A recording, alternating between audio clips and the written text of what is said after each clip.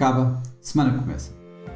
A semana começou com o resultado das eleições francesas, em que Emmanuel Macron conseguiu vencer por 4% relativamente a Marine Le Pen e um pouco mais ao terceiro classificado. Isto acalmou um pouco os mercados quando as sondagens já davam para uma aproximação cada vez maior de Marine Le Pen a Emmanuel Macron. De qualquer das formas, estes dois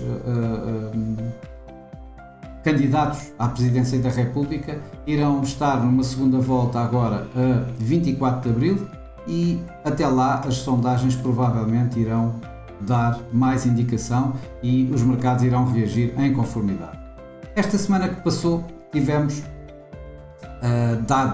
bastantes dados macroeconómicos, vamos salientar alguns, nomeadamente nos Estados Unidos, que foi o que mais seguido por todo o mercado. O nível de inflação 8,5%, máximos de 1981. Se a ele retirarmos combustíveis e alimentação, ainda assim temos 6,5%. Curiosamente ficou ligeiramente abaixo dos esperados 6,6%, o que deu aqui sim algum espaço para algumas correções de expectativa de inflações no mercado. No entanto, o índice de preços produtor ficou nos 11,2%, com uma aceleração mensal de 1,4%, ou seja, a maior aceleração mensal desde 2009. Isto está a colocar pressões suplementares sobre o Fed para uma normalização monetária mais agressiva, ou seja, mais subidas de taxa de juros e diminuição de balanço.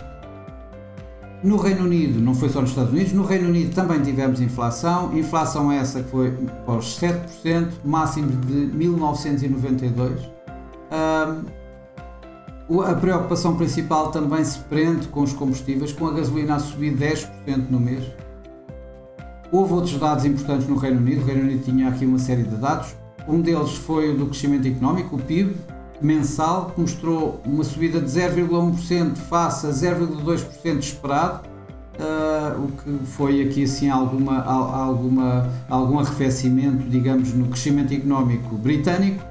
Mas nem tudo foi mau, porque a taxa de desemprego caiu para os 3,8%, a um nível que já não era atingido desde 1974. A nível de eventos, tivemos os bancos centrais, e os bancos centrais, alguns com mais, outros com menos importância. Vamos começar talvez com os que possam ter menos importância. O Banco Turco, por exemplo, que manteve a sua taxa nos 14% com uma inflação nos 62%. O Banco Central da Nova Zelândia, que subiu taxas de 1 para 1,5%, no entanto o mercado já estava de alguma forma à espera e pouco reagiu.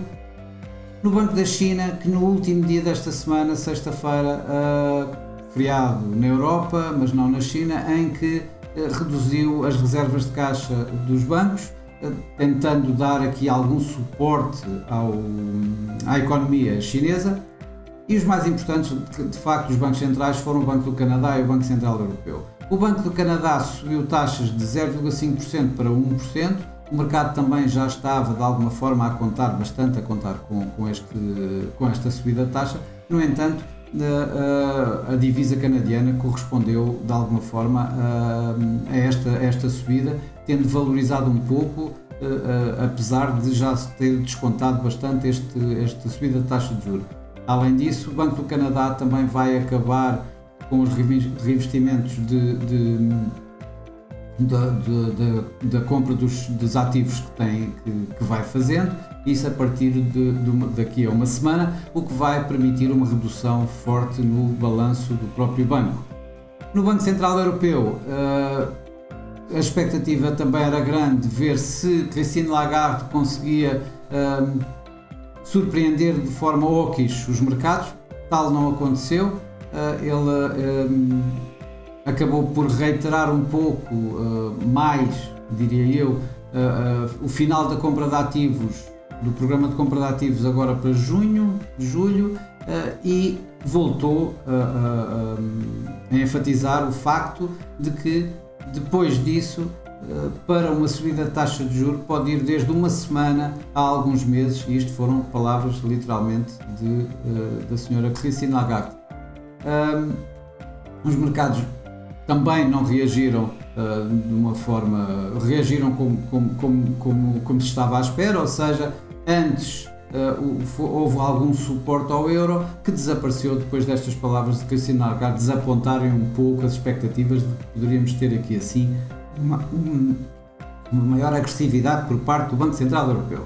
Os mercados acionistas, esses não reagiram praticamente nada.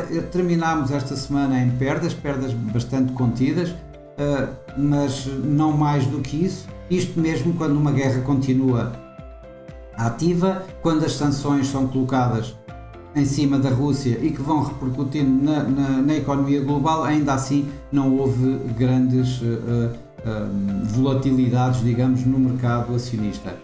O que teve maiores repercussões ainda foi nos Estados Unidos, que começou em força a época de resultados, com a banca a apresentar resultados bastante mistos, desde relativamente maus resultados ou abaixo daquilo que seria de esperar por parte do JP Morgan Chase, a melhores resultados, como foi o caso do Citigroup. Isso também acabou por não ser disruptivo para o mercado, na medida em que os principais índices norte-americanos acabaram por terminar a semana a perder cerca de 2%, ou seja, não numa situação de pânico, não numa situação de bear market, nada disso, é apenas uma situação normal num mercado que está bastante volátil, que conta com o que temos estado a ver, a contar todos os dias. No mercado cambial, de referir duas coisas: a fragilidade do Iene, que continua. O dólar Iene foi esta semana acima de 126, o que não acontecia desde 2002, portanto há 20 anos atrás. O Ministro das Finanças veio ao mercado dizer que não gosta de grandes volatilidades na sua divisa.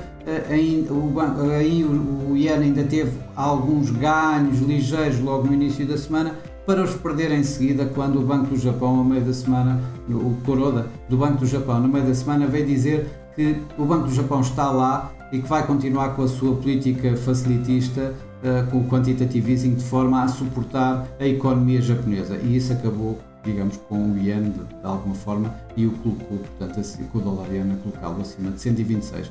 Relativamente ao euro-dólar, o euro-dólar terminou à volta dos 1,08 esta semana, depois de ter feito um novo mínimo do ano abaixo deste nível, obviamente em clara, com os dois bancos centrais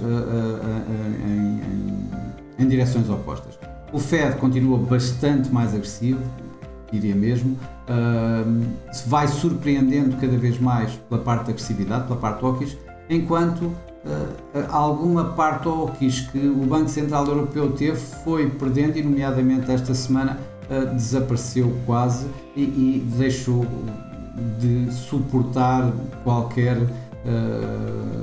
qualquer forma o euro nesta tendência descendente com quem ele vem ultimamente a negociar, e que provavelmente vamos continuar a ver novos mínimos do euro-dólar, com um dólar cada vez mais forte e um euro fragilizado, nem que mais não seja por uma guerra em portas. Esta semana que vai entrar não vai ser a semana que passou, ou seja, não vamos ter a quantidade de dados macroeconómicos que tivemos na semana passada, nem um pouco mais ou menos, nem daquela importância, nem o número de eventos, nem o tipo de eventos que vamos ter. Em termos de macroeconómicos, o que podemos aqui assim começar por dizer é, já no início da semana, ainda com os mercados acionistas fechados na Europa, na segunda-feira temos o PIB do primeiro trimestre na China, que deverá mostrar um crescimento de 4,2%, pelo menos é o que o consenso aponta, ligeiramente acima dos 4% do trimestre anterior. Isto pode dar logo aqui qualquer surpresa de um lado ou do outro, pode dar logo aqui assim, digamos, uma definição do que será depois o resto da semana. Também de relevo temos os dados da inflação no Canadá, que o último foi de 5,7% a inflação anual, deverá manter mais ou menos esta ordem de valores, e se subir o mercado irá começar a descontar mais subidas de taxa de juros, apesar da semana anterior o Banco do Canadá ter subido 50 pontos base. Por fim, no último dia mesmo da semana, vamos ter os dados mais importantes talvez da semana, os PMIs na Europa e nos Estados Unidos, mas principalmente na Europa, em que, uma vez mais, vamos tomar o pulso ao tecido empresarial, à confiança do tecido empresarial relativamente ao que se está a passar, uma guerra, repercussões das sanções à Rússia, no crescimento global, na economia global. Tudo isso vai ser refletido provavelmente nestes PMIs. Antes disso, logo mais no início da semana, ainda temos o indicador de confiança económica, o ZEW, na Alemanha, que também nos vai dar algo do mesmo género, mas provavelmente vai na senda do que temos conhecido nos dados alemães em termos de confiança empresarial, ou seja, em queda, infelizmente. A nível de eventos, vamos ter principalmente o evento da semana, é os tais Spring Meetings, os encontros de primavera do Banco Mundial e o Fundo Monetário Internacional, onde praticamente vão lá estar todos os principais banqueiros centrais mundiais.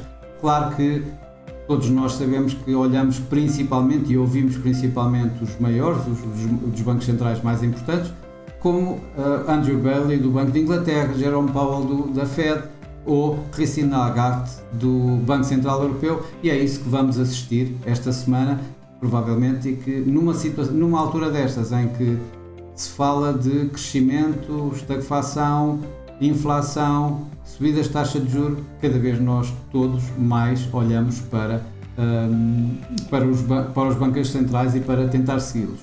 Não esquecer ainda que a época de resultados continua e em força. Se a semana passada foi da banca, esta semana ainda temos também nos Estados Unidos a Bank of America. Nos Estados Unidos temos principalmente as tecnológicas, as grandes tecnológicas, Netflix, Tesla e outras, e isso vai dar novamente aqui assim alguma direção, ou poderá dar alguma direção ao mercado durante esta semana. Para já é tudo.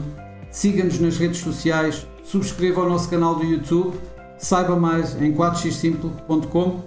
Tenha uma boa semana e para a semana estaremos cá novamente. Até lá.